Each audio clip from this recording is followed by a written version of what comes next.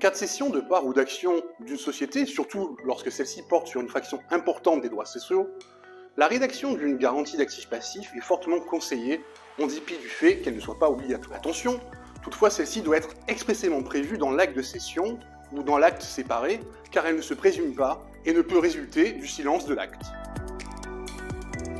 D'un point de vue juridique, toute société est dotée de la personnalité morale, c'est-à-dire que comme tout individu, celle-ci a, de sa naissance, sa création, jusqu'à sa mort, c'est-à-dire sa liquidation, une vie juridique comprenant un patrimoine, des droits, des obligations et des dettes. L'acquisition de tout ou partie du capital social d'une société ne modifie pas ce schéma et n'entraîne pas la création d'une nouvelle personne morale. L'acquéreur acquiert la société dans l'ensemble de ce qui la compose, et notamment de son patrimoine comptable existant, c'est-à-dire de son bilan au jour où les parties ont décidé du transfert des parts sociales ou des actions, c'est-à-dire de la valorisation de l'actif et du passif de celle-ci à un moment donné. En l'état de cette situation juridique, l'acquéreur va exiger des cédants qu'ils souscrivent des clauses de garantie portant sur les éléments d'actifs et ou de passifs de la société dont les droits sont cédés. Ces clauses sont destinées à prémunir l'acquéreur contre l'apparition postérieurement à la cession d'un événement dont la cause lui est antérieure et qui se traduirait par un accroissement du passif ou une diminution de l'actif, comme par exemple un redressement fiscal ou un procès intenté par un fournisseur ou un client. Généralement, les clauses de garantie obligent le cédant à prendre en charge la différence de valorisation qui viendrait à se révéler après la cession.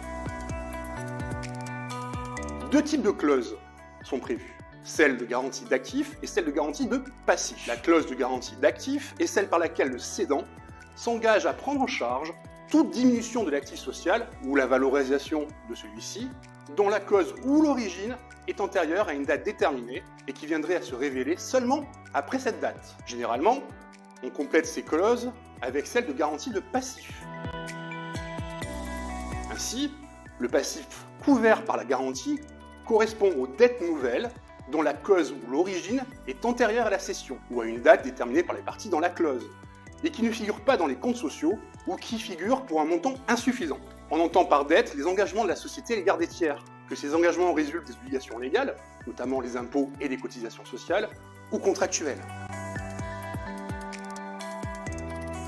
Pour déterminer si une dette a son origine avant la cession ou à une date déterminée dans la clause de garantie, qui peut par exemple correspondre à une date d'établissement du bilan de référence en fonction duquel les parties ont fixé le prix de cession, le tribunal va prendre en considération la date du fait générateur, par exemple la date du contrat, ou du fait juridique qui lui a donné naissance, et non son exigibilité. Sauf qu'au contraire, le cédant qui souscrit une garantie de bilan accepte de prendre en charge l'intégralité du passif nouveau et ou de la diminution de l'actif, quel qu'en soit le montant. Toutefois, les parties peuvent également fixer un montant maximum, un plafond de garantie.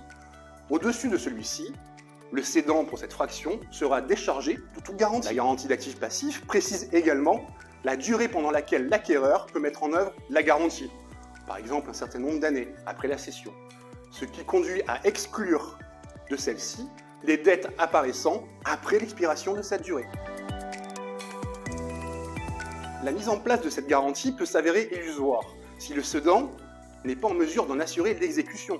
C'est la raison pour laquelle la pratique a développé différents mécanismes destinés à garantir cette exécution ou tout au moins à réduire les risques de défaut de paiement de l'indemnité due par le cédant. Ces mécanismes sont appelés garanties de la garantie. Cela consiste à remettre tout ou partie du prix de cession à un tiers séquestre, un avocat par exemple, ou une banque, ayant accepté de conserver cette somme pendant la durée de la garantie. Toutefois, le cédant peut consentir une sûreté réelle sur ses biens personnels au profit du bénéficiaire de la garantie, tel un gage ou un nantissement sur un compte d'épargne, ce qui permet en pratique de bénéficier du gain des intérêts des sommes nanties.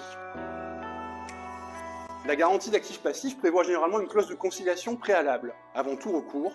Toutefois, si celle-ci n'aboutit pas, la saisine du tribunal est nécessaire. Et le juge compétent en matière de garantie est celui devant lequel doit être porté le contentieux de la cession.